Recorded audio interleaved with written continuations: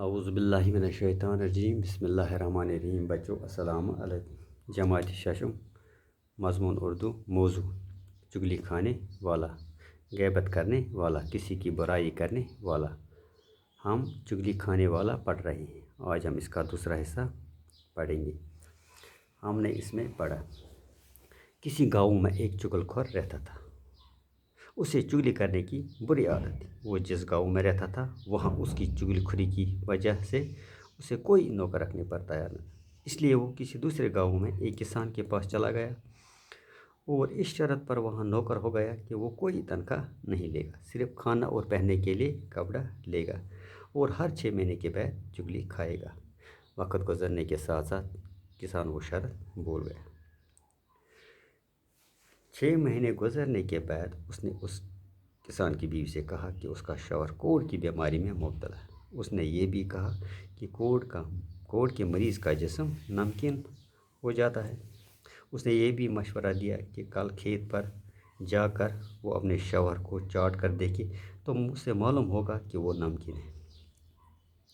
اس کے بعد وہ کھیت پر کسان کے پاس گیا اور اسے کہا کہ اس کی بیوی پاگل ہو گئی ہے اور وہ سب کو کاٹتی ہے۔ اس نے یقین دلانے کے لیے یہ بھی کہا کہ کل جب اس کی بیوی کھیت پر اس کے لیے کھانا لے کر آئے گی تو وہ اسے کاٹنے کی کوشش کرے گی۔ اب ہم اس کے آگے پڑھیں گے۔ جب چگل خور نے یہ جان لیا کہ کسان اس کی باتوں میں آ گیا تو وہاں سے اٹھ کر کسان کے سالوں کے پاس پہنچ گیا۔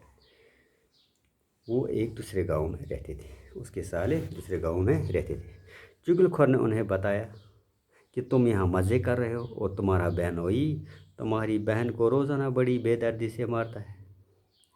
انہوں نے حیران ہو کر کہا کہ ہماری بہن نے تو کبھی نہیں بتایا۔ چگل خور نے کہا، وہ بیچاری شرم کے مارے تمہیں کچھ نہیں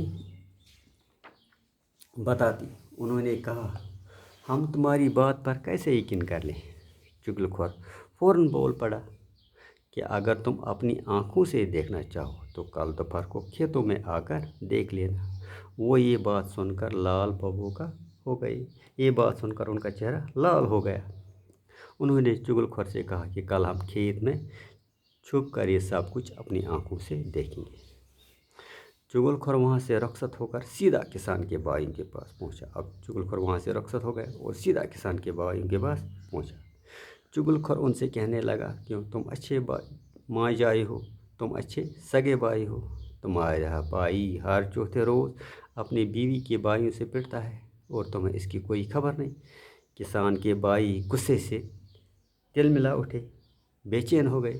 چگل خور نے یقین دلانے کی خاطر ان سے بھی کہا کہ کل دوپہر کو کھیتوں میں آ کر دیکھ لینا۔ دوسرے دن کسان کی بیوی کھانا لے کر کھیتوں میں گئی۔ روٹی رکھ کر وہ کسان کے پاس ہی بیٹھ گئی۔ کسان بڑے غور سے اس کی حرکتوں کو دیکھنے لگا۔ بیوی نے روٹی قریب کرنے کے بہانے کسان کے اور نزدیک ہونے کی کوشش کی۔ اس پر کسان ذرا پیچھے کھسک گیا، پیچھے ہٹ گیا۔ اب بیوی کو یقین ہو گیا کہ دال میں کچھ کالا ہے۔ اب بیوی کو یقین ہو گیا کہ کچھ شک و شبہ کی بات ہے۔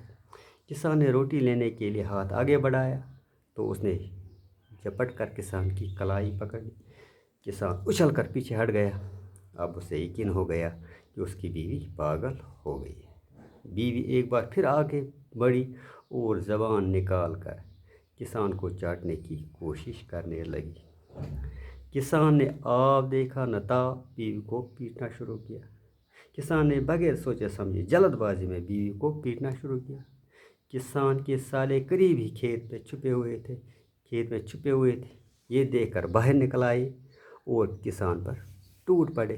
ایک دوسرے کھیت میں چھپے ہوئے کسان کے بھائی بھی میدان میں اتر پڑے۔ سب نے ایک دوسرے کو اتنا مارا کہ خون میں نہا گئے۔ آخر ادھر ادھر کے لوگوں نے آ کر انہیں ایک دوسرے سے الگ کیا۔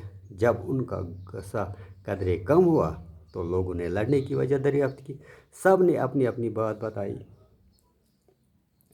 معلوم ہوا کہ یہ سب چگل خور کی کارستانی، معلوم ہوا کہ یہ سب چگل خور کی سازش ہے۔ وہ سب اس کی تلاش میں نکلے، لیکن اس وقت تک چگل خور وہ گاؤں چھوڑ کر کہیں دور جا چکا تھا۔ سچ کہا ہے کسی نے کہ چغل خوری ایک نہایت برا کام ہے۔ چغل خور کو اللہ سخت سزا دیتا ہے اور قیامت کے روز وہ ذلیل و رسوا ہوگا، اور قیامت کے روز وہ ذلیل و رسوا ہوگا۔